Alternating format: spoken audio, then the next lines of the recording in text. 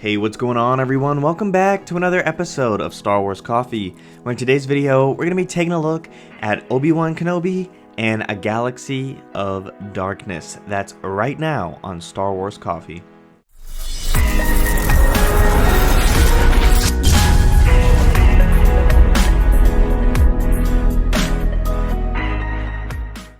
The Obi-Wan Kenobi series is getting closer with each passing day, and we're finally getting a little bit more of the marketing campaign, picking up with another Entertainment Weekly exclusive, this time by Entertainment Weekly's Dalton Ross, talking about a time in the galaxy focusing on darkness. So you thought things were bad when Jedi were getting slaughtered in Revenge of the Sith? Prepare for the aftermath. That is the subheadline for this article. So let's take a look at this here. Things looked pretty gosh darn bleak at the end of Star Wars Episode 3, Revenge of the Sith. Poor Obi-Wan Kenobi had to watch his Jedi pupil Anakin slice off Mace Windu's arm. He didn't actually watch that. Slice off Mace Windu's arm, slaughter a bunch of younglings, didn't really see that either until the hologram. Force choke his own wife, and then perhaps worst of all, attempt to defeat someone on higher ground. Throw in the fact that the entire Clone War had been a savvy manipulation by a Sith Lord, and that Jedi were simultaneously killed all over the galaxy thanks to the diabolical Order 66, and times were tough, to put it mildly. But could the mood be even dicier when things pick up for Disney Plus's Obi-Wan Kenobi? It certainly doesn't sound peachy keen, at least according to series writer Joby Harold. It takes place 10 years after Revenge of the Sith, in a time of darkness in the galaxy. The Empire is in the ascendancy, and all the horrors that come with the Empire are being made manifest throughout the galaxy. And the Jedi Order, as we know them, are being all but wiped out. So everything that was in the prequels has crumbled. Well, that sounds terrible, and if it wasn't brutal enough for the Republic turned Rebellion to watch everything in Episode 3, now it seems they have had to sit and watch the dark side consume all that it touches in both the inner and outer rim for a decade. But wait, it gets worse, Joby Harold explains. Those surviving Jedi, those that had to survive, that do survive, they're on the run. And they're in hiding, and Vader and his Inquisitors are chasing them to the end of the galaxy. Such is the setting when we pick things up with our hero.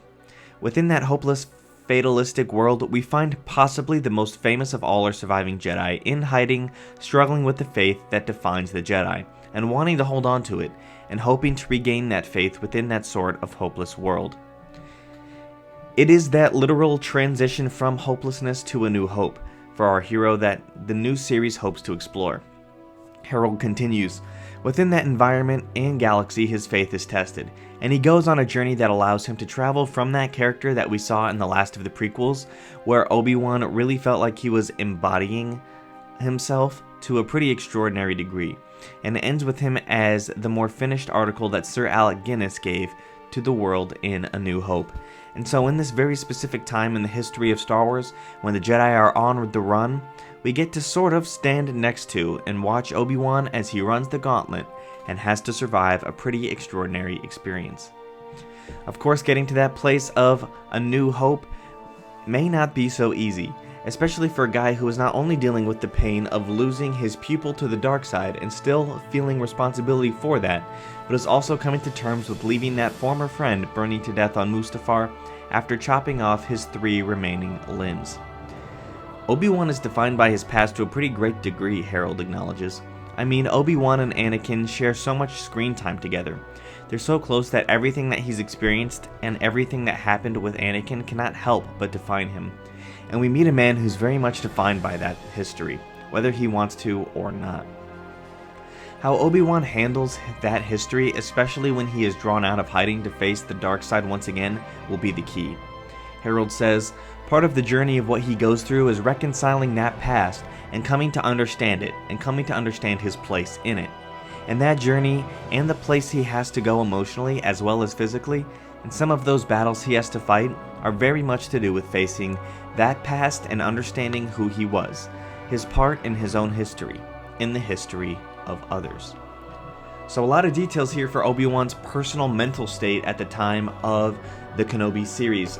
Personally, this is getting me very amped up for the show. I'm excited to explore the side of Obi-Wan, considering this isn't really a side we see of him too much. We see the more calculated, logical thinking Obi-Wan, but we're really going to see him diving into his emotions here, which I think is something that Ewan McGregor, having spent so much time with the character already in 3 films, is going to be amazing to see, especially with the on-screen presence of Hayden Christensen as well. So the two of them having that off-screen chemistry and having the previous couple of films together under their belt will make this that much better. But let me know what you guys think about this in the comment section down below. Thank you guys for watching. May God bless you, and the Force be with you always. If you enjoyed this episode, and frankly, even if you didn't, don't forget to subscribe. Do it! And if you want to help spread the word, please give this video a thumbs up and tell your friends to subscribe.